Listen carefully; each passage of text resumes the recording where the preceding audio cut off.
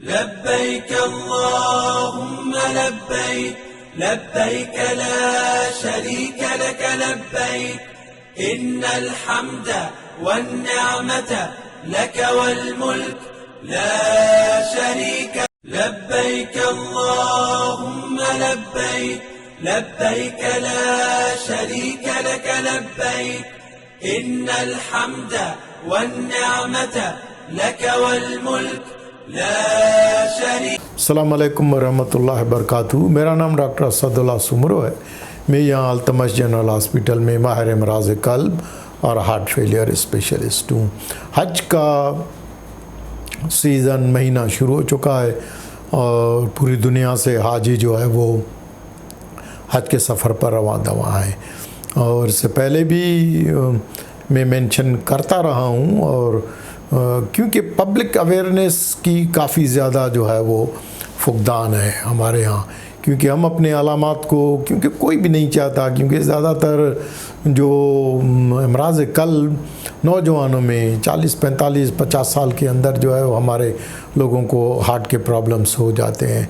तो उस हार्ट के प्रॉब्लम्स की वजह से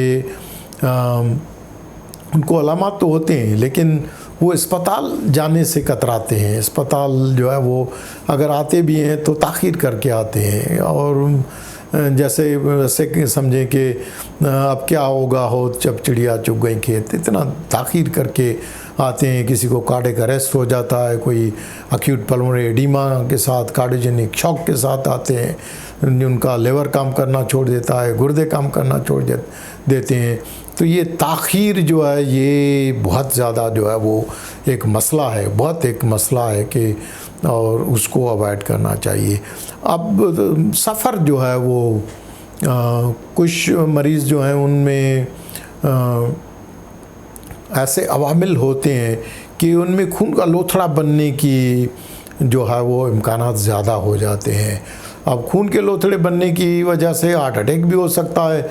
उनमें protein C, protein S deficiency होती है।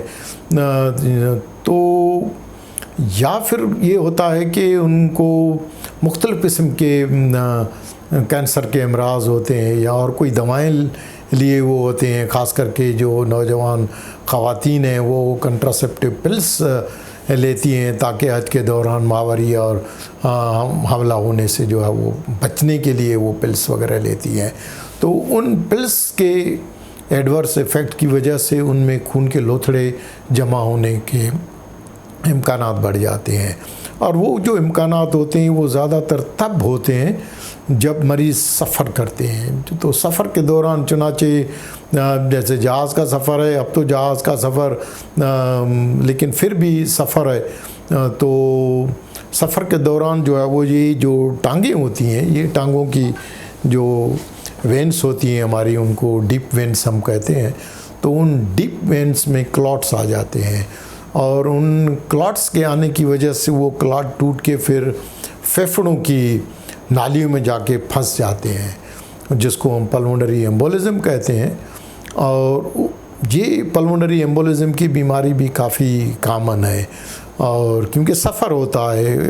अब जैसे बसों में जाते हैं, बसों में इतनी ताख़ीर हो जाती है, कई घंटे लग जाते हैं।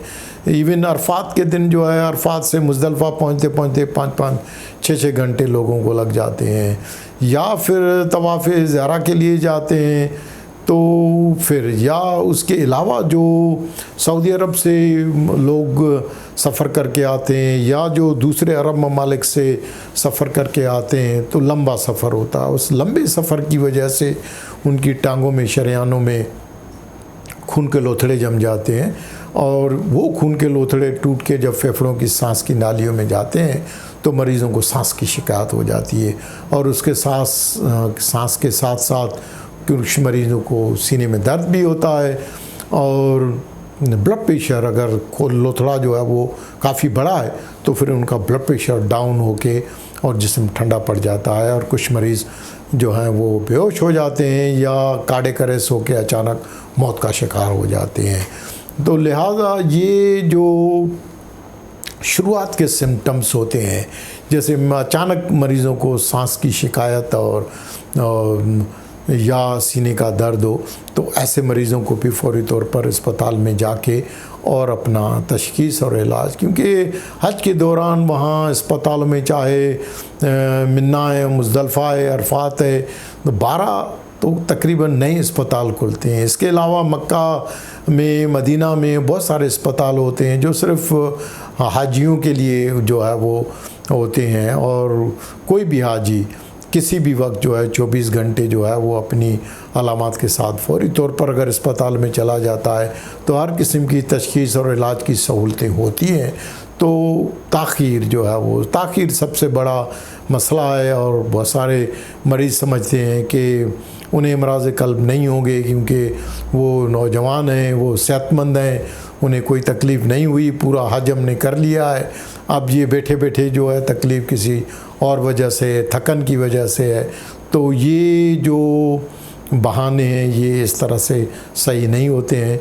जो भी अलामात हों तो अस्पताल में जाके मुआयना कराना चाहिए। भले अगर डॉक्टर तसल्ली करके सारी ECG, एक्सरे, बाकी एको वगैरह करके अगर आपको तसल्ली देता है कि जी अमराज़ क़ल्ब या कोई पल्मोनरी एम्बोलिज़म खुदा ना खास्ता नहीं है, तो फिर मरीज़ों को जो है वो तसल्ली करनी चाहिए। लेकिन अपनी मर्ज़ी से, अपनी मर्ज़ी चला के और मुख्तलिफ़ किस्म की बबला पर, सौंफ, शालिया, इस किस्म की चीज़ें खा के और अपनी बीमारी और सिम्टम्स को में ताख़ीर नहीं करनी चाहिए। शुक्रिया।